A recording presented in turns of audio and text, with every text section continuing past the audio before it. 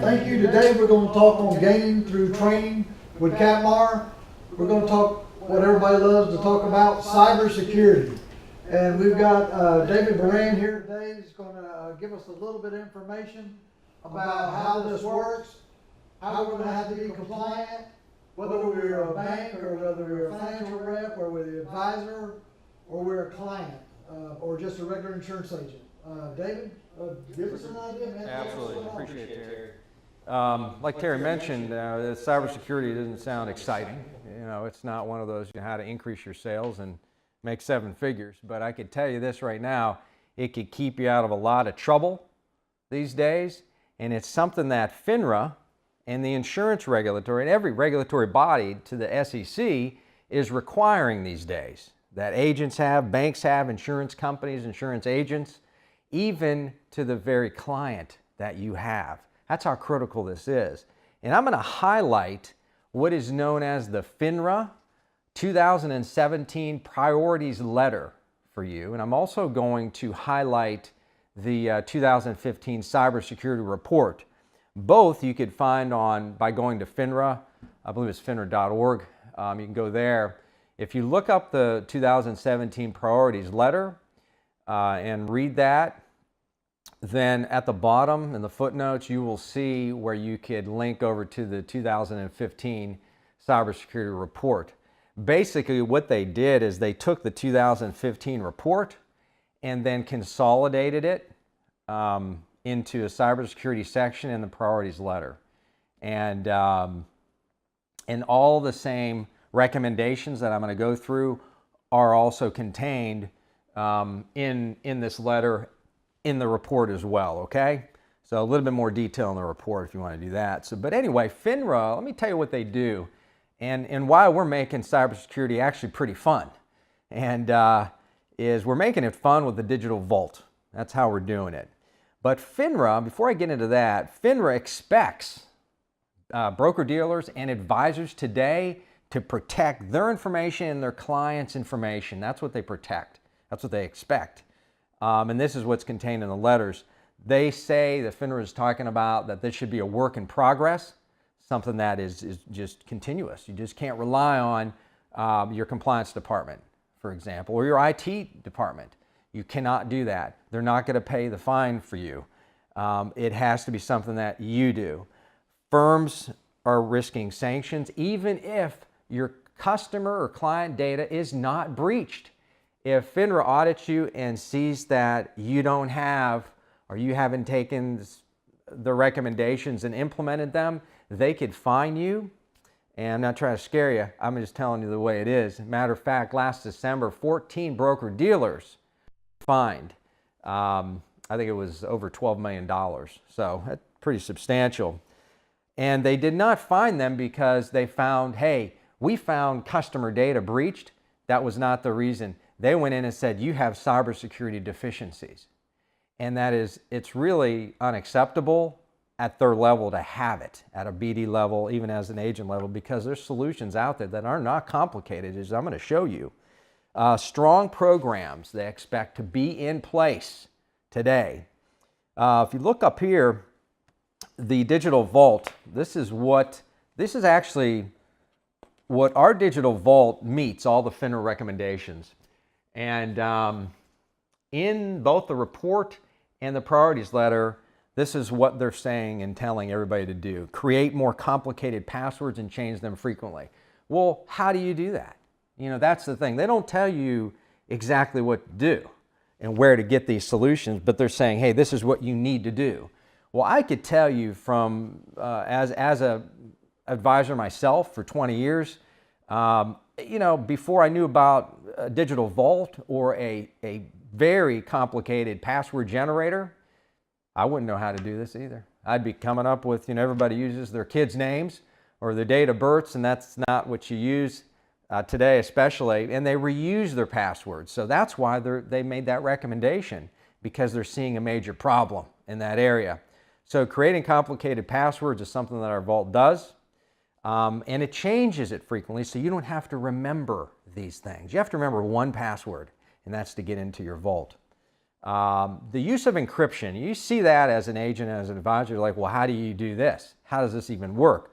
Well, you don't have to think about how it works, because if you're using the right system, as I will explain, our vault is the right system, and who it's used by, I'll go through that a little bit with you too. It automatically uses encryption for you. So that's 2 on the checklist.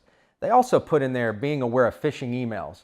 Well, we've eliminated that problem because no phishing emails will come into the vault, period.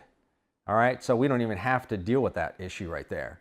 All firms, all of you right now, if you're an advisor and your securities licensed, are using a secure email. Well, I could tell you there's some secure emails out there that have ransomware in them that you're paying for. So you have to be careful there. The vault takes care of that. Protect firm's information. That's really your client's information once again. The firm's information, it's one and the same. It all gets back to the client's data and how you're protecting that. That's what FINRA expects you to do. Curb risk related to customer access. What are your customers seeing? And what access do you have into their accounts? Well, you could see all their data. But here's the problem. Remember Bernie Madoff? Well, he stole a lot of money and he got in trouble for it. Well, because of that whole scenario, the SEC said, you know what? He had passwords to his clients' accounts, online accounts. So that's a no-no. Okay, so we can't keep passwords for clients anymore.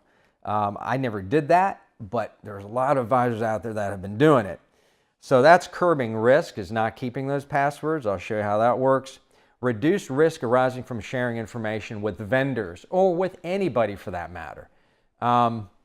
If you're communicating with your clients using any free email, you're definitely out of compliance.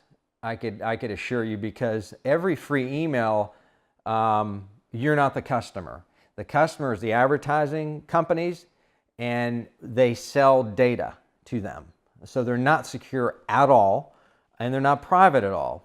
All right, privacy and security go hand in hand. Well, to reduce the risk arising for sharing information, it has to be done in an encrypted format, stored in an encrypted format, sent, as an example, a withdrawal form. Client has a withdrawal they want to make. You have to be able to send that form in encrypted format to the vendor. That's what they're talking about here. We could show you how to do that too. So we'll go on to the next slide and talk to you about how this works. The secure file transfer. All right, well, that's a big area right there. You want to get it to your BD, your OSJ immediately, your insurance company. Well, how are you going to do that? With an email that's not secure, you can't do that. And plus, you can't go up to 2 gigabytes in space. So, hey, they're requiring more and more paperwork of us these days. So we have to make sure that we have something that can send large documents. Secure file is critical. Your recipient, a vendor or client for that matter, does not need the digital vault. I've given digital vaults to many of my clients because I want them to have it for their own use, but they don't need it. What happens is when you send those documents, then the files are downloaded through a highly secure environment. You could send them to a Gmail address, a Yahoo address, and it's not going to matter, because once they see that, your client or vendors aren't using free emails, but nonetheless, you want them to be able to click that link. It's going to put them in a read-only format, and it's going to remove them from those servers because we can't trust that they're secure. We know the ones that are secure, and they're going to put them in there so they could read them. That's how the secure file transfer works. You could actually send a file from your phone on our mobile apps all day long. So that's a secure file transfer. The next one is on password security. I touched on that a little bit. Onto the next slide. The manager, you know, it saves all your passwords. I mean, if you're like me, you can't remember any of your passwords and you want to create secure ones and complicated ones, mine are 32 characters long, upper and lower case, and they have special characters all throughout them. Well, I can't remember that. I've shown them to people. I'm like, can you remember this right here? Well, they can't remember it.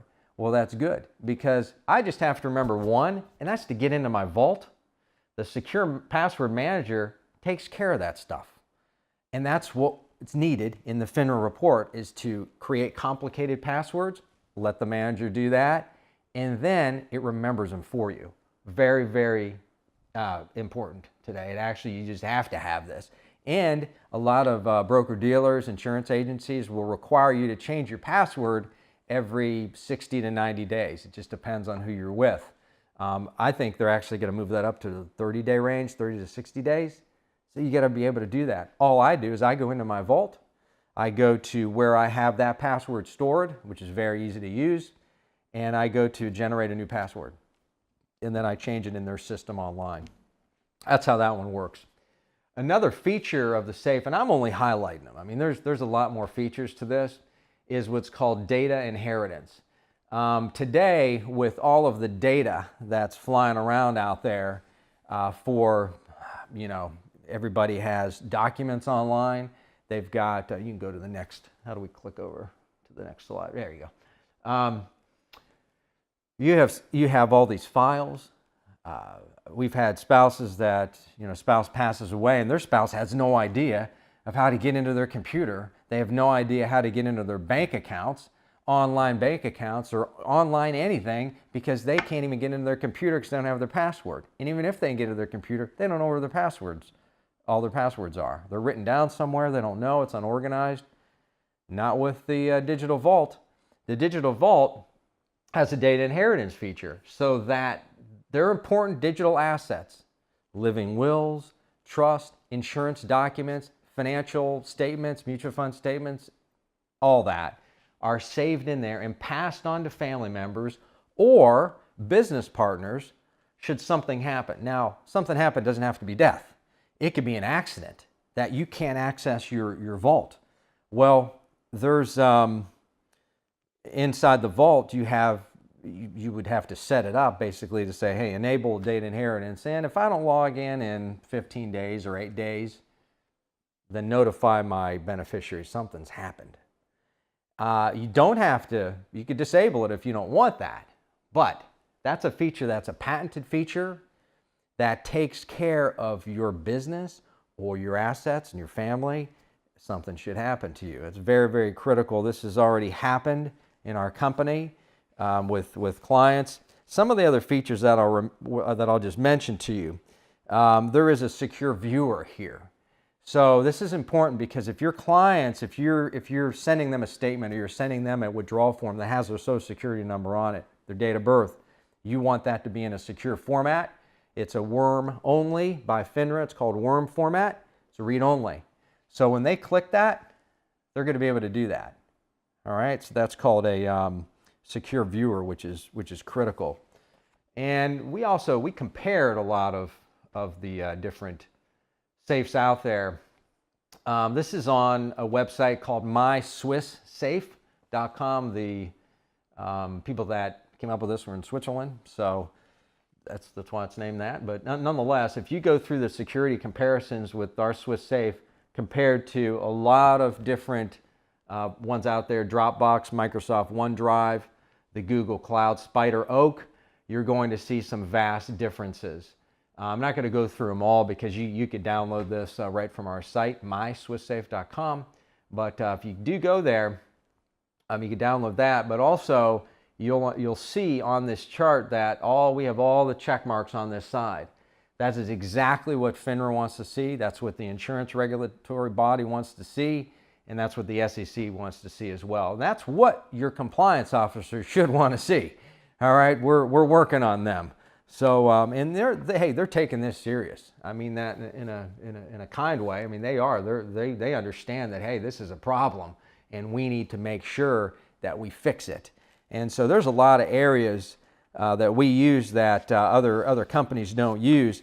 That is why companies like UBS Bank use our vault exclusively for their clients. They send client documents directly to the client because of these features that are found here. They've assessed it and deemed it that they need to use it.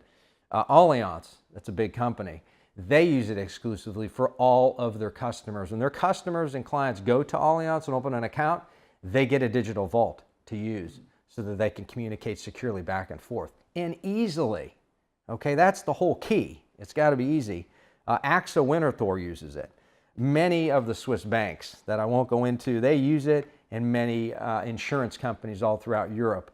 Our company's bringing this, now has brought this now to the States, and it's critical you understand something quickly as you look at this. How can our safe have all of these, and when you look at the security comparisons of login, encryption, data storage, access management, and some additional features, how could we have all those features and these companies don't?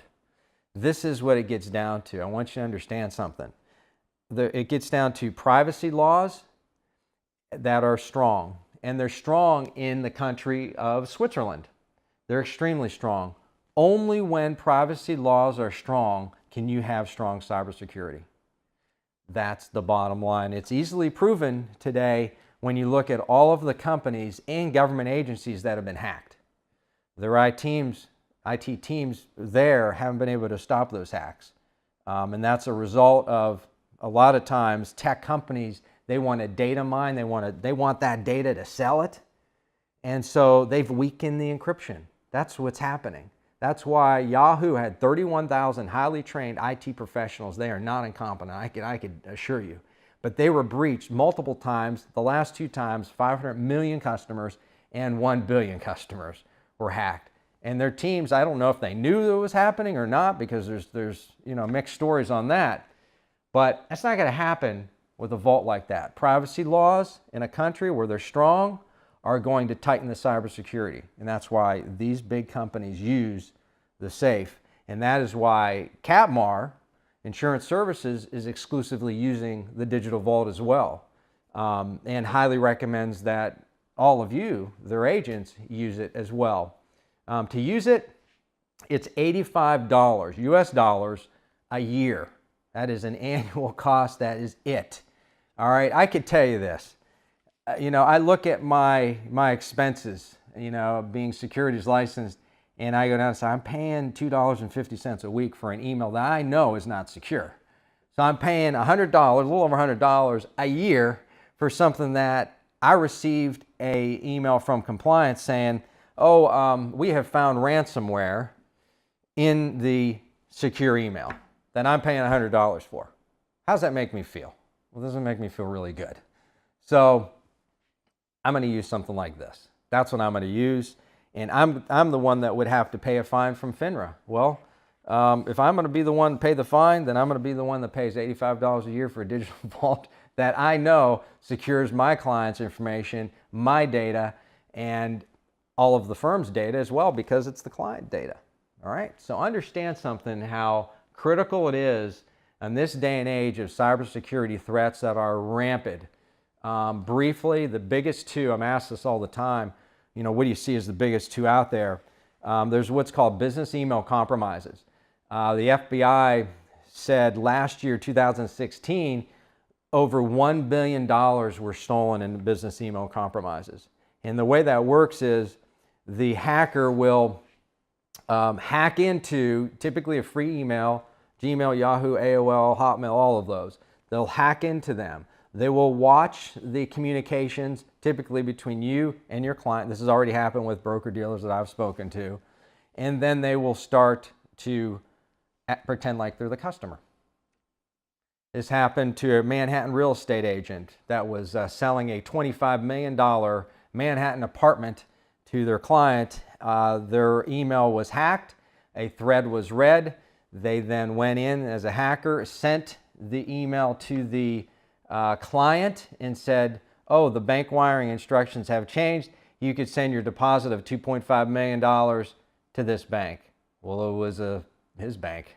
That's how it happened. Read about that. They just lost $2.5 million, and that agent is done in this business. So that was $1 billion. Ransomware is absolutely atrocious, what is occurring with that. The first attack dates back a few years to Hollywood Hospital was the first one. Now, since then, the way it works is the word ransom.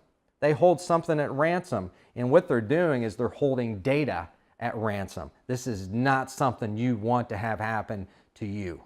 It is happening to millions of people that it's going undetected. The only ones you hear about are the bigger companies, the government agencies that have been hacked with ransomware, hospitals, that they lock down the computer system and say, hey, pay this ransom so that you can access your data. And you know what they do? They call the FBI, and the FBI tells them, well, you need to pay the ransom. And that's how they're able to get their data back, is that's what they have to do. I don't want that happening. So that's why we use the vault, and that's why everybody that's an agent, insurance, and professional in any way in financial services or handles data in any way needs to use a vault that answers all of the priorities letter recommendations on the FINRA and the 2015 report as well. So for further information on the vault, you can contact Capmar direct, okay? So they can get you information on that. They use a branded vault, so it's branded for them, Capmar, which is pretty exciting. So all that name, when clients see that, they're seeing Capmar in there, okay? They're not seeing Swiss Safe or anything else. They're seeing Capmar, and that's a pretty cool feature. I appreciate it, and if you have any questions, again, you can contact Capmar direct. For the comparison chart, you can go to myswisssafe.com, and I appreciate you listening in today. Thank you. Join us next Thursday for another topic on gaining through training, and we just thank you for your time and your courtesy, and look forward to seeing you again. And thank you again, David. You bet, absolutely. Thanks for having me here. Appreciate it.